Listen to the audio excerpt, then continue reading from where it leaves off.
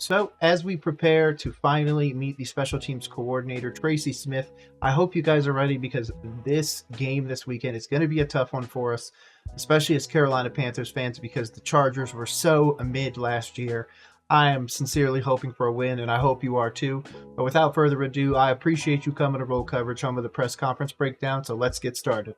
Hey, I thought it was all over. Nope. They roll coverage.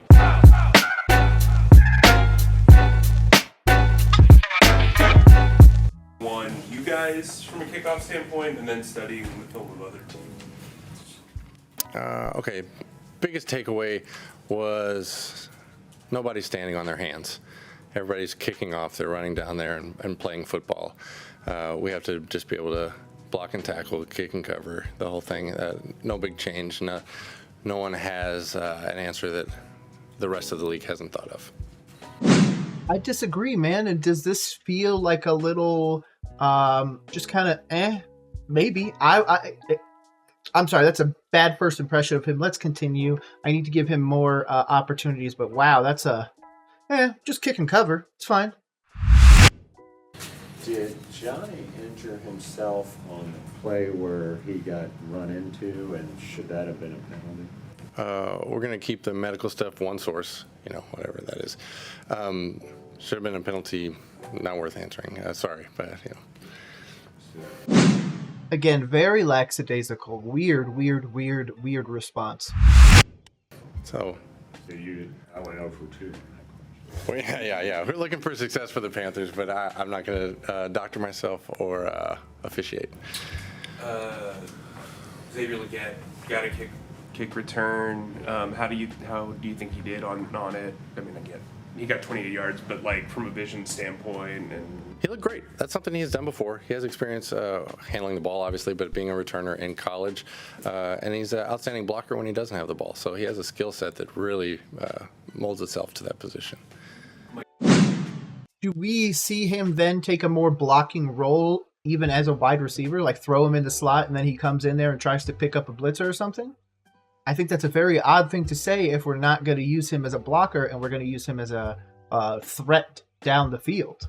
I don't know. Is there a way to strike both mediums? I mean, I feel like Deebo Samuel's able to do it, but he is a one of one. I am hoping that Xavier, of course, is a one of one, but I don't know right now. Again, he hasn't gotten really any opportunities so far, especially from that first game. So, Boone got promoted to the main roster. He's obviously known as a special teams kind of journeyman. What does he bring to that group? Mike's a really tough player, fast player, has experience in coverage, great spirit to him.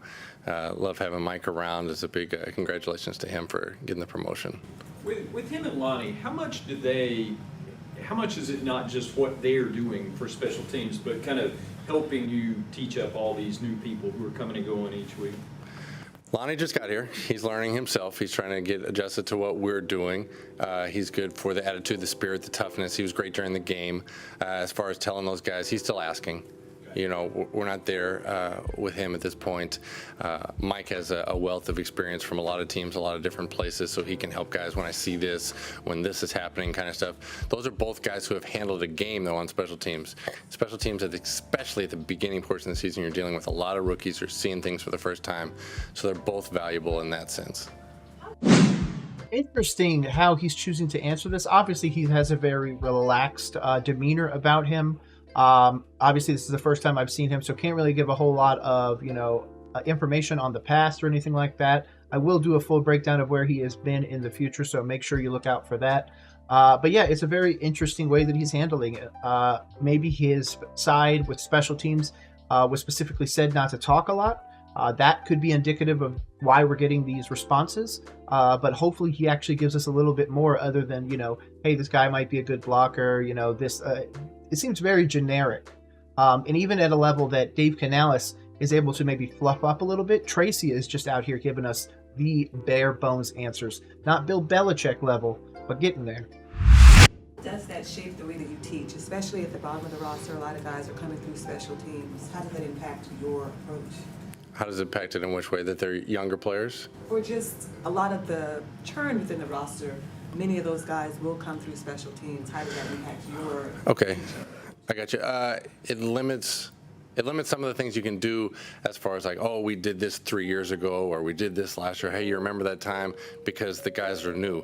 So you have to have the fundamentals in set. You have to make it as simple as you can for each of those guys, because you have to be ready to fill in, and sometimes not just within a season, but occasionally within a week. Oh, hey, by the way, this guy's playing on Saturday, you find out, or this guy's playing on Thursday. So you have to have the guys interchangeable. So you're teaching the fundamentals of the game. You're teaching leverage and tackling and running and effort and all that. And then you kind of have to be able to plug and play when you get to the weekend assignment-wise. It's interesting that he's obviously trying to find big, strong, fast, like the entire team is, but guys that are going to be able to pick it up quickly. I do agree that churn will give issues to the team down the road. And those top-tier teams are not churning those last 3 or 4 roster spots on a regular basis. They're at least committing to somebody for the majority of the season, barring injury or some other circumstance. So I understand where he's coming from.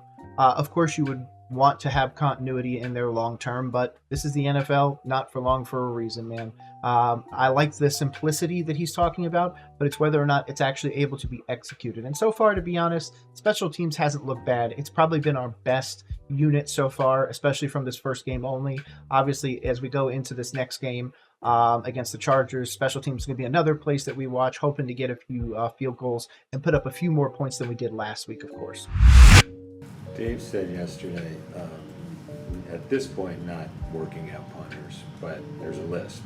I'm assuming you have input in that list.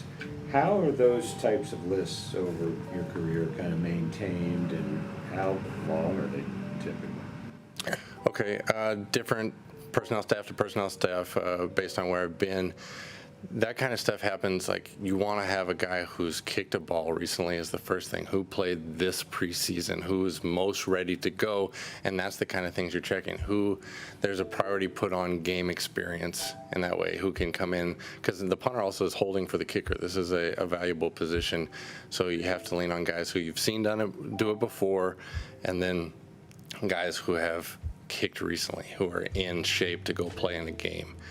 You don't really want to see somebody's first experience live there if you're just medium.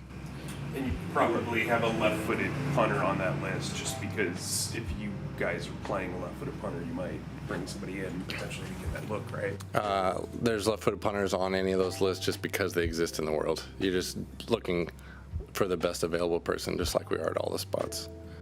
Interesting. I didn't even think of the different changes in a left-footed versus right-footed kicker, but clearly he doesn't think it matters.